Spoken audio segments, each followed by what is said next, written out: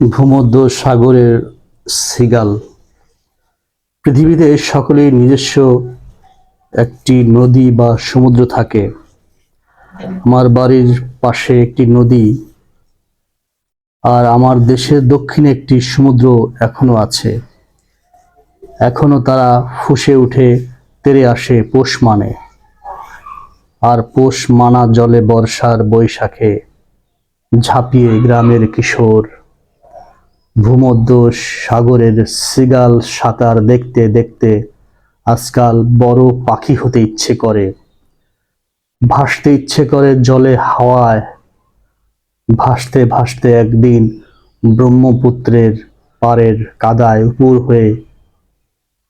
উপর হতে ইচ্ছে করে কাটা ঘুড়ির মতো। ভাসতে ভাসতে আমাদের গোলপুকুর পাড়ের বাড়ির কলতলায় শিমুল তুলোর মতো একদিন সিগাল তোমার ডানায় করে নেবে আমাকে। আমার একটি বড় চেনা সমুদ্র আছে ওই পারে।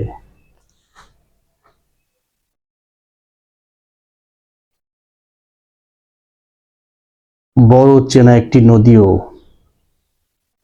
আমার একটি বড় চেনা জীবন আছে এক দেশে। একটি হৃদয়ে আমি ফেলে এসেছি ধুধু মাঠে, আম কাঁঠালের বনে, লিচু তলায়। একটি হৃদয় আমি ফেলে এসেছি বস্তিতে ডোবায়, ঘিঞ্জি গলিতে, যেখানে কালো কালো শিশুরা হুমড়ি খেয়ে পড়ে কাকের থালায়, যেখানে ঝাঁক ঝাঁক মানুষের বুকের উপর ঝুঁকে থাকে নীল মৃত্যু, যেখানে আবার দোলন চাপা ফুটে উঠে মরার খলি থেকে। সিগাল তোমার ডানায় একটি ভোরে চুপ চুপ করে, কেউ জানবে না, নেবে আমাকে ভূমধ্য থেকে বঙ্গোপসাগরে একদিন। কবিতাটি তসলিমা নাসরিনের কবিতা, নির্বাসিত নারীর কবিতা তসলিমা নাসরিন। কবিতাটির নাম ভূমধ্য সাগরের সিগাল, পৃষ্ঠা 44। না জানুক, সে কি জানে না, সে কি জানে তাকে আমি আজও মনে রাখি চাই। আজও তার স্মৃতির আগুন জ্বলে, মাঝরাতে শরীর তাপাই। সে যদি না জানে তাতে কি, আমার এই দুঃখ আমি ভালোবাসি, সে আমাকে বাসুক বা না বাসুক। এটার মধ্যে একটা খোলা পৃষ্ঠা, দেখি এটা পড়া যায় কিনা।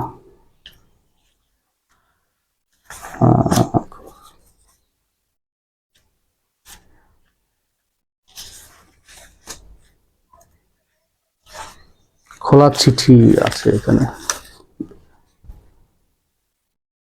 আবার কখনো আমায় এঁকে দিতে ছোট্ট সেই দুটি ছেলে মেয়ে, একে অন্যের কাঁধ ধরে, গায়ের সহজ সরল পথ ধরে অজানা পথে হেঁটে চলছে তাদের মাথার উপর মেঘলা আকাশ।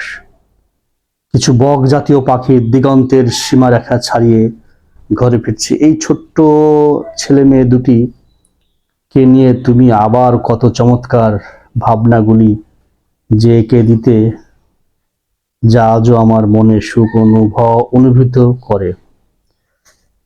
মিথ্যে বলবো না, এই ছবিগুলো দৃশ্যগুলো আমার ভালো লাগতো। একটু সুখ অনুভূতি হতো, বুঝতাম তুমি আমাকে একটুখানি ভালোবাসো, আমাকে একটু ভালো রাখতে চাও, চাও যেন আমি তোমায় একটু ভাবি। সত্যি বলতে আমি তোমার বন্ধু বান্ধবের একজনের ভাবতাম ঠিকই, কিন্তু কখনো কখনো একটু আধটু ভাবতাম ছেলেটি কোন উৎসে প্রেরণা উদ্দীপনা কিংবা আলাদা করে আর্ট বিদ্যা না জেনেও এত সুন্দর করে আঁকে। একটা আলাদা মেধা শক্তির ওর মধ্যে কাজ করে নিশ্চয়ই।